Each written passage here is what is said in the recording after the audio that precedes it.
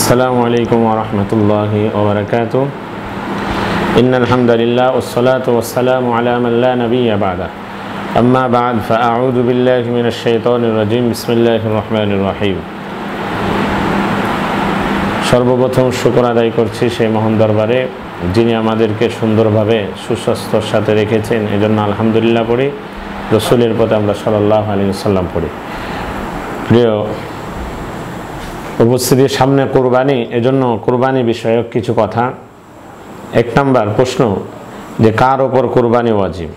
উত্তর, সবার ওপর কিন্তু কুরবানি ওয়াজিব নয়। কুরবানি ওয়াজিব হচ্ছে জিলহজ মাসের 10 তারিখ শুভে সাদিক থেকে নিয়ে 12 তারিখ সূর্য অস্ত পর্যন্ত কারো কাছে যদি নিসাব পরিমাণ টাকা থাকে, অথবা 7.5 ভরি স্বর্ণ, 52.5 তোলা রূপা, এই সমপরিমাণ টাকা অথবা সম্পদ যদি থাকে, তাহলে তার উপর কুরবানি ওয়াজিব। অথবা এই মুহূর্তে রিসেন্টলি কারো কাছে যদি 90,000 টাকা থাকে, তাহলে তার উপর কুরবানি ওয়াজিব। 2 নাম্বার, নিসাবের মেয়াদ কতদিন নিসাব থাকলে কুরবানি ওয়াজিব হবে? তো নিসাবের মেয়াদ হচ্ছে 3 দিন। উত্তর হচ্ছে জিলহজ মাসের 9, 10 এবং 12 তারিখ সূর্য অস্ত পর্যন্ত। এই 3 দিনে কারো কাছে যদি নিসাব পরিমাণ মাল থাকে, অথবা 7.5 ভরি স্বর্ণ, 52.5 তোলা রূপার মালিক থাকে, তাহলে তার উপর কোরবানি ওয়াজিব। বছরে অন্য দিন না থাকলেও হবে। 3 নাম্বার, যে আমরা 3 দিন জানি কোরবানি, তবে কোন দিন উত্তম কোরবানি দেওয়া? মনে রাখতে হবে, সর্বপ্রথম যেদিন ঈদুল আজহা কোরবানির নামাজ আদায় করি, সেদিনকে কোরবানি দেওয়া উত্তম। প্রথম দিন অর্থাৎ 10 তারিখ কোরবানি দেওয়া উত্তম। 4 নাম্বার, যদি নাবালক সন্তান সম্পদের মালিক হয়, তাহলে তার উপর কি কোরবানি ওয়াজিব হবে? না, তার উপর কোরবানি ওয়াজিব হবে না, কারণ সে নাবালেগ, তার সমস্ত জিনিস দায়িত্ব ভার তার বাপের ওপর, এজন্য তার উপর কোরবানি ওয়াজিব হবে না। 5 নাম্বার, বালেগ সুস্থ যদি ব্যক্তি না হয়, সম্পদ আছে কিন্তু সে ব্যক্তি সুস্থ না, পাগল, তাহলে তার ওপর কি কোরবানি ওয়াজিব হবে না। মজনুনের ওপর, পাগলের ওপর কোরবানি ওয়াজিব হবে না। 1000 কোটি টাকা থাকলে কোরবানি ওয়াজিব হবে না। 6 নাম্বার, যদি নাবালক এর নিসাব পরিমাণ সম্পদ থাকে, এর পক্ষ থেকে কোরবানি দেওয়া হয়, তাহলে কি হবে?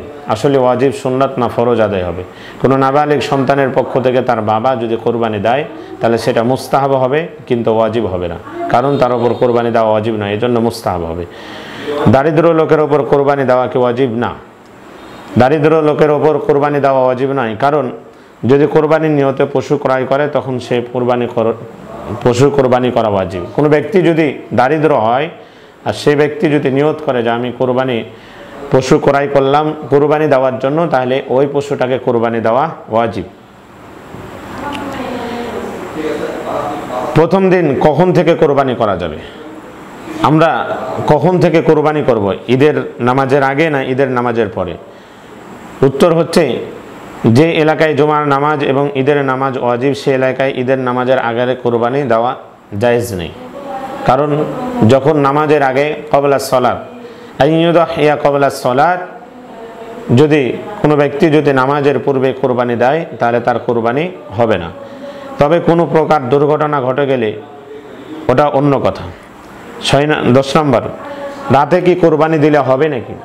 আসলে 10, 11, 12তম রাত্রে কেউ যদি মাগরিবের পরে কোরবানি দেয়, তাহলে কোরবানি হবে না। সূর্য অস্ত 12 তারিখ সূর্য অস্তের পূর্বে কোরবানি দিলে তার কোরবানি হবে।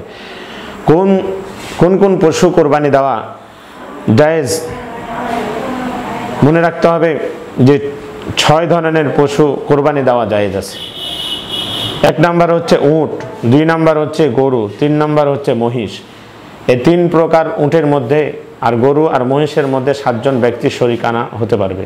আর 3 প্রকার প্রাণীর মধ্যে 1 জন শরিক হবে, দুম্বা, ছাগল আর ভেড়া। পশু যে লিঙ্গভেদে কি কোরবানি করতে হবে, যে শুধু খালি খাসি কোরবানি দিতে হবে, পাঠি দিলে হবে কি হবে না, যেটাকে মহিলা বলা হয়, এটা দিলে হবে কি হবে না? আসলে উভয় প্রকার প্রাণী কোরবানি দেওয়া জায়েজ আছে, অসুবিধা নেই। পশুর বয়স সীমা কতদিন? মনে রাখতে হবে যে 6টা কোরবানির পশু, এই 6টা কোরবানির পশুর বয়স সীমা আলাদা আলাদা করা হয়েছে। তার মধ্যে উট কমপক্ষে 5 বছর হতে হবে, 5 বছরের একদিন কম হলেও হবে না। গরু 2 বছর এবং মহিষ হচ্ছে 2 বছর, গরু এবং মহিষ 2 বছর, আর উট হচ্ছে 5 বছর। ভেড়া, দুম্বা ও ছাগল 1 বছর। ভেড়া দুম্বা 1 বছর হয়নি তবে বলিষ্ঠ। ভেড়া আর দুম্বা, ছাগলের ক্ষেত্রে নয়। ভেড়া এবং দুম্বা যদি বলিষ্ঠ হয়, 1 বছর হয়নি, তরতাজা হয় এবং মোটাসোটা হয়, তবুও তার উপর সে পশু দ্বারা কোরবানি জায়েজ আছে। তবে ছাগলের ক্ষেত্রে একটা দিন যদি কম থাকে তবে কোরবানি হবে না, কারণ ছাগল 1 বছরের আগে কখনো দাঁতে না। এজন্য যারা হাদিস গবেষণা করেছেন এটাই বলেছেন। শরীর সর্বোচ্চ কতজন হওয়া, কোরবানির পশুতে শরীর কতজন হওয়া উচিত আর কতজন হওয়া যাবে? মনে রাখতে হবে যে 3টা পশুতে 7জন শরীক হতে হবে। 1 নম্বর উট, 2 নম্বর গরু, 3 নম্বর মহিষ। এই 3টা প্রাণীতে সর্বোচ্চ 7জন শরীক হতে হবে এবং সর্বনিম্ন 1 জন।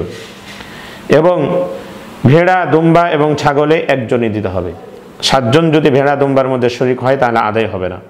গোশতে কয় ভাগে ভাগ, কম বেশি হলে কি সহি হবে গোশত ভাগে বন্টনে? না, 7 জনের পূর্ণাঙ্গভাবে একদম ওজন করে মাপতে হবে। কারো কাছে যদি 10 কেজি, কারো কাছে 11 কেজি হয় তাহলে কোরবানি হবে না, সহি হবে না। কারণ হচ্ছে প্রত্যেকজন সমান সমান ভাগে ভাগিদারি হন, এজন্য 7 জনের ভাগ 1 সমান হতে হবে। 16 নম্বর, শরীকের মাঝে কেউ যদি গোশত খাওয়ার নিয়ত থাকে তাহলে কি তার কোরবানি হবে? না।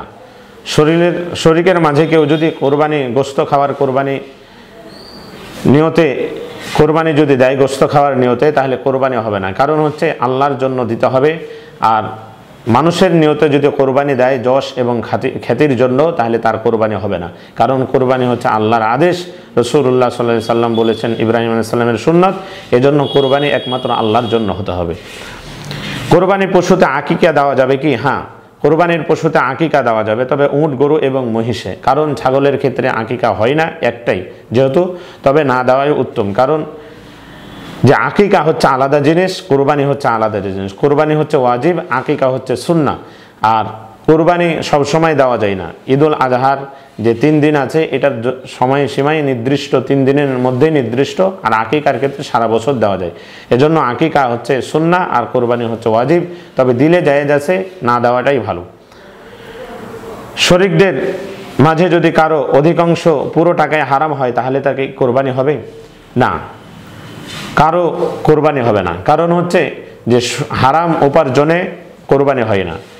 2টি কারণে কোরবানি মানুষের হয় না। 1 নম্বর হচ্ছে যে কোনো ব্যক্তি যদি ইখলাস ছাড়া কোরবানি দেয়, আল্লাহর রেজামন্দি ছাড়া যদি কোরবানি দেয়, গয়রুল্লাহর যদি রেজামন্দি থাকে, তাহলে কোরবানি হবে না। 2 নম্বর শর্ত হচ্ছে কোরবানি যে আল্লাহর জন্য এবং হালাল উপার্জন থেকে দিতে হবে। 1 টাকাও যদি হারাম থাকে বা অধিকাংশ যদি হারাম থাকে তাহলে তার কোরবানি হবে না। গরু, মহিষ, উট একা কোরবানি দিতে নিয়তে কেনার জন্য যদি কাউকে শরীক কেনার জন্য কাউকে কি শরীক করা যাবে? একাই একটা গরু কিনলো কিন্তু পরবর্তীতে কাউকে শরীক করলো, তাহলে কি করা যাবে? ধনী হলে হ্যাঁ করা যাবে, তবে গরিব হলে করা যাবে না। কারণ হচ্ছে গরিব সে নিজের ওপর কোরবানি ওয়াজিব ছিল না, নিয়ত করে নিয়েছে, এজন্য ওয়াজিব হয়ে গেছে। আর ধনী আগে থেকে ওয়াজিব ছিল, এজন্য সে যদি পরবর্তীতে শরীক করে তাহলে অসুবিধা নাই, কিন্তু গরিব শরীক নিতে পারবে না। কোন ধরনের পশু নির্বাচন করা উত্তম? মনে রাখতে হবে কোন ধরনের পশু কোরবানি দেওয়া ভালো। হৃষ্ট পুষ্ট এবং খুব সুন্দর, তরতাজা এবং ভালো। আপনি আল্লাহর জন্য কোরবানি দিচ্ছেন, যেই জিনিসটাই দেন না কেন ভালো সুন্দর জিনিস দিতে হবে। এটাই হচ্ছে মুমিনের কাজ এবং মুমিনের এটাই হচ্ছে উত্তম আমল।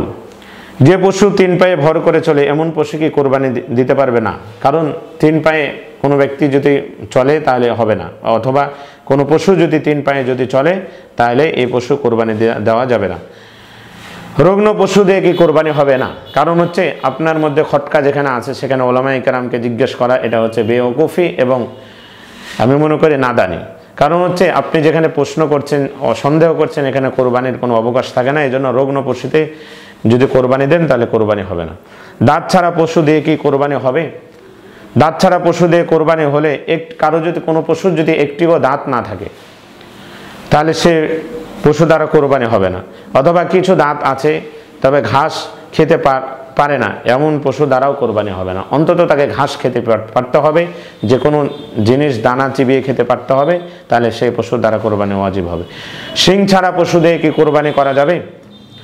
হ্যাঁ, উত্তর, জন্মগত যে পশুর শিং নেই সেটা ধরা হবে, তবে পরবর্তী যেটা ভেঙে যায় তার ফলে মস্তিষ্ক ক্ষতি হয় এমন পশু দ্বারা হবে না, তবে অর্ধেক হলেও হবে। কারো যদি কোনো পশুর যদি অর্ধেক শিং থাকে তাহলে সে পশু দ্বারা কোরবানি ওয়াজিব হবে, কিন্তু যদি জন্মগতভাবে যে পশুর শিং নেই সেটা ধরা হবে, তবে পরবর্তীতে যেটা ভেঙে যায় আর তার ফলে মস্তিষ্ক ক্ষতি হয় এমন পশু দ্বারা কোরবানি দেওয়া যাবে না। লেজ কাটা কান কাটা পশু দিয়ে কোরবানি হবে কি? যদি উত্তর, যদি পশুর লেজ অথবা কান অর্ধেক বা তার বেশি কাটা হয় সে পশু দ্বারা কোরবানি করাও হবে না, তবে অর্ধেকের কম হলে হবে। বেশি যদি থাকে তাহলে কোরবানি হবে, আর যদি বেশি যদি কেটে যায় তাহলে কোরবানি হবে না। অন্ধ পশু দ্বারা কি কোরবানি জায়েজ আছে? না, অন্ধ পশু দ্বারা কোরবানি হবে না। কোরবানির নিয়তে পশু করার পর যদি হারিয়ে গেলে দাতা কি করবে? ধনী হলে আরেকটি ক্রয় করবে, এবং গরিব হলে ওয়াজিব নয় এমন ব্যক্তি ক্রয় করতে হবে না। যদি ধনী হয় তাহলে আরেকটি ক্রয় করে সে কোরবানি দেবে, আর গরিব যদি হয় তাহলে তার উপর কোরবানি ওয়াজিব হবে না। তবে যদি গরিব মানুষ কোরবানি দেওয়ার পরে অথবা কোরবানির দিনগুলোর মধ্যে যদি ওই উক্ত পশুটা হারিয়ে যাওয়া পশুটা যদি ফিরে পায় তাহলে গরিব মানুষ উভয়টা কোরবানি দিতে হবে। আর ধনী হলে একটি কোরবানি দেবে, আরেকটি যেটা হারিয়ে গেছে এটা মানুষের আনাগোনা এখান ছাড়া যেখানে নির্দিষ্ট একটা জায়গায়, এবং রক্ত মাংস যেগুলো খারাপ জিনিসগুলো এগুলো পুঁতে দিতে হবে। পশুকে জবাই করা উত্তম, কে জবাই করবে? পশুকে কোন ব্যক্তি জবাই করা উত্তম? আসলে যে দাতা সে জবাই করাই উত্তম, কারণ সে নিজে দিচ্ছে এবং নিজের পশু নিজেই ক্রয় করছে, এজন্য তার জন্য উত্তম। অনেক সময় হুজুর জবাই করার পরে দেখা যায় সম্পূর্ণ হয়নি, আবারও সে ব্যক্তি গলাতে চাকু চালায় অথবা তরবারি চালায় বা শিরা কাটে, এরকম কি জায়েজ আছে? দ্বিতীয় ব্যক্তি কি কাটতে পারবে? হ্যাঁ, জায়েজ আছে, তবে উভয় ব্যক্তি বিসমিল্লাহ বা আল্লাহু আকবার না বললে কোরবানি হবে না, উভয় ব্যক্তিকে বলতে হবে। কোনো ব্যক্তি কোরবানি দেওয়ার পরে অর্ধেক কাটার পরে আরেকজন যদি ছুরি চালায় তাকেও কি আল্লাহু আকবার অথবা বিসমিল্লাহ বলতে হবে। যদি না বলে, একজন যদি না বলে, সেক্ষেত্রে কোরবানি বাতিল হবে না, বাতিল হয়ে যাবে।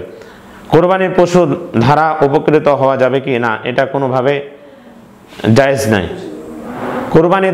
কোরবানির পশু দ্বারা কোনো ভাড়া অথবা তার দ্বারা উপকৃত হওয়া কোনোভাবে জায়েজ নাই, এটা নিষেধ। তারপরে এক ভাই প্রশ্ন করেছেন যে কোরবানি জবাই করার পরে তাকে কি পারিশ্রমিক, হুজুরকে কাটার জন্য পারিশ্রমিক এবং কসাইকে পারিশ্রমিক কোরবানি পশু দ্বারা কি জায়েজ আছে? না। কোরবানি রাসূলুল্লাহ সাল্লাল্লাহু আলাইহি ওয়াসাল্লামের হাদিস থেকে যতটুকু জানা যায় যে কোনো ব্যক্তি যদি এই দুইটা জিনিস করে তাহলে তার পুরো সওয়াবের বিপরীতে উল্টো গুনাহ হবে, কারণ দুইটি জিনিস এর বিনিময়ে দেওয়া জায়েজ নাই। এক নাম্বার, কোনো ব্যক্তি যদি জবাই করে তাহলে কোরবানির পশু দ্বারা তার বিনিময়ে দেওয়া জায়েজ নাই। দ্বিতীয় নাম্বার, কোনো কসাই যদি সব কিছু করে দেয় তাহলে এই গোশত দ্বারা বিনিময়ে দেওয়া জায়েজ নাই। হ্যাঁ, আগে পারিশ্রমিক দিতে হবে, হাদিয়া হিসাবে তাকে গোশত দেওয়া যাবে, কিন্তু পারিশ্রমিক হিসাবে সেই প্রাণীর গোশত দেওয়া জায়েজ নেই। কোরবানির পশুর দুধ পান করা যাবে কি? না, পান করা যাবে না, তবে কাউকে গরিব মানুষকে দান সদকা করে দিতে হবে। পশু ক্রয় করার পরে যদি শরীক মারা গেলে তখন কি করবে মানুষ? কোনো ব্যক্তি 7 জন পশু ক্রয় করেছে, হঠাৎ করে একজন যদি মারা যায় তাহলে করণীয় কি?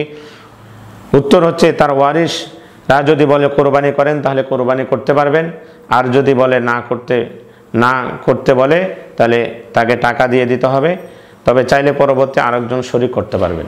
কারণ হচ্ছে যে কিনেছে মারা গেছে তার পরিবার যদি চায় যে আমি টাকা নেব তাহলে টাকা দিয়ে দিতে হবে, যদি বলে যে হ্যাঁ কোরবানি দেবো তাহলে কোরবানি দিতে হবে। অনুমান করে বন্টন করা কি জায়েজ আছে? না। আমাদের দেশে আমরা দেখছি অনেকেই তারাজু না মেপে বা ওজনে না করে আমরা 7টা স্তূপ বানাই, না, এটা কখনো না। কোরবানির পশুর গোশত পুঙ্খানুপুঙ্খানুভাবে ওজন করে তাকে ভাগ করে দিতে হবে, 7টি ভাগের মধ্যে ভাগ করে দিতে হবে। কোরবানির পশুর চর্বি বিক্রি করা কি জায়েজ আছে? না, কোরবানির পশুর কোনো জিনিস, কোরবানির পশুর জিনিস বিক্রি করা জায়েজ নাই। তবে হ্যাঁ, দড়ি, রশি বা তার ছাল কোরবানির করার পরে এগুলো গরিব মিসকিনকে সাদকা করে দিতে হবে। এগুলো বেচে তার টাকা পয়সা গরিব মিসকিনকে সাদকা করে দিতে হবে। আসসালামু আলাইকুম ওয়া রাহমাতুল্লাহ।